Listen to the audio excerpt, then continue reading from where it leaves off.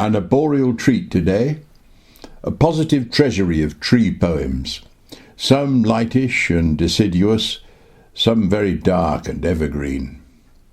The first is Untitled.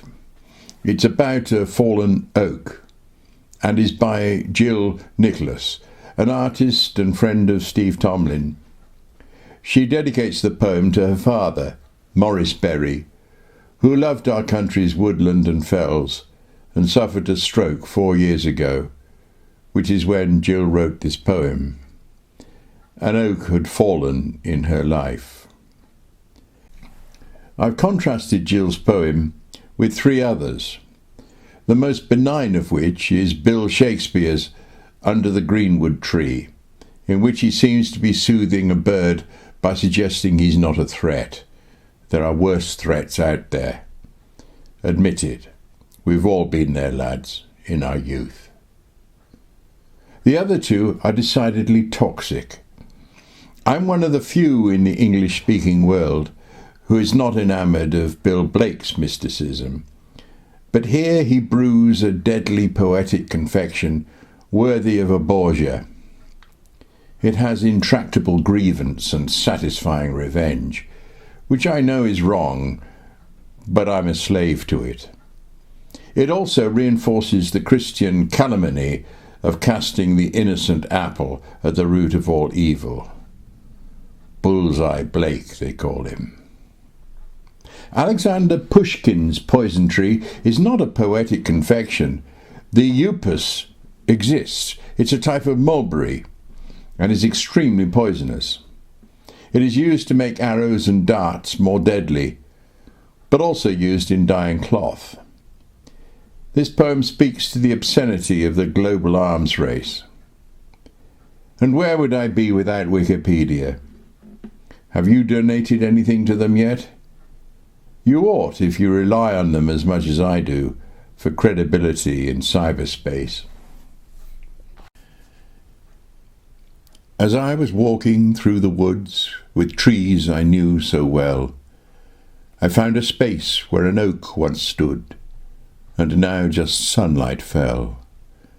My eyes welled up, my heart felt tight to see such devastation.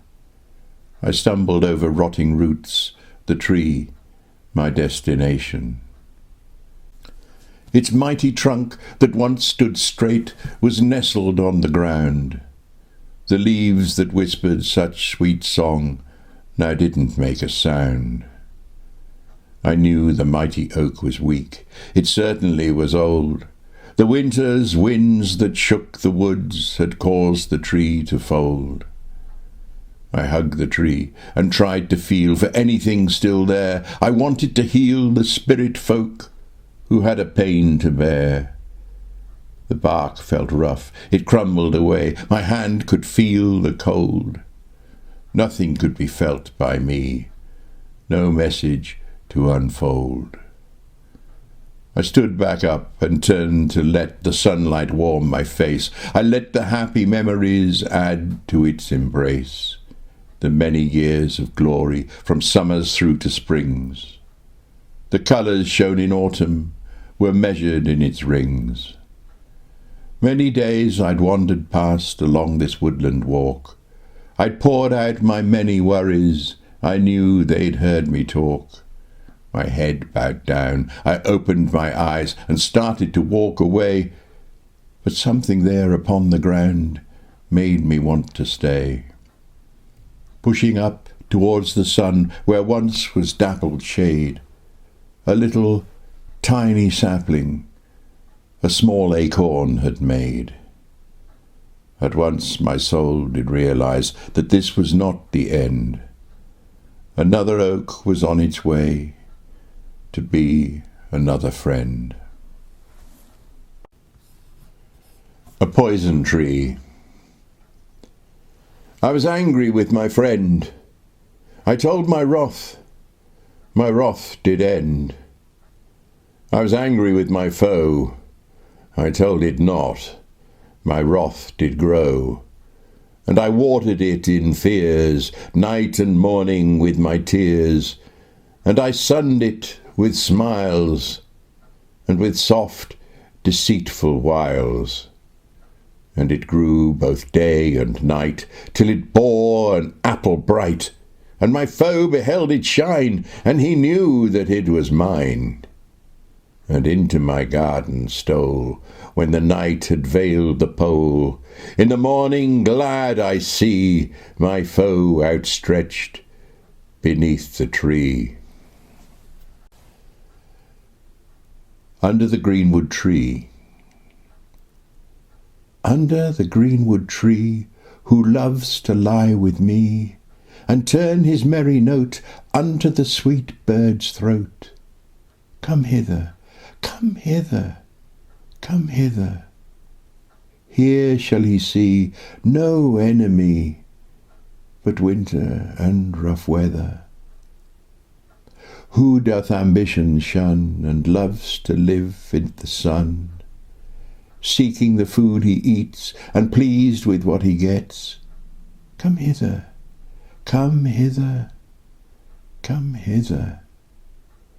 Here shall he see no enemy, but winter and rough weather.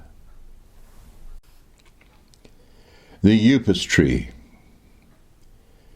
Deep in the desert's misery, far in the fury of the sand, there stands the awesome Upas tree, lone watchman of a lifeless land.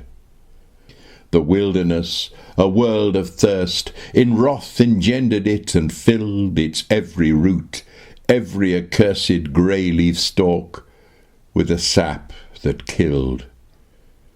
Dissolving in the midday sun, the poison oozes through its bark, and freezing when the day is done, gleams thick and gem-like in the dark. No bird flies near, no tiger creeps. Alone the whirlwind, wild and black, assails the tree of death and sweeps away with death upon its back. And though some roving cloud may stain with glancing drops those leaden leaves, the dripping of a poisoned rain is all the burning sand receives. But man sent man with one proud look towards the tree, and he was gone, the humble one, and there he took the poison and returned at dawn. He brought the deadly gum. With it he brought some leaves, a withered bough, while rivulets of icy sweat ran slowly down his livid brow. He came, he fell upon a mat, and reaping a poor slave's reward, died near the painted hut where sat his now unconquerable lord. The king, he soaked his arrows true in poison, and beyond the plains dispatched those messengers, and slew his neighbours in their own domains.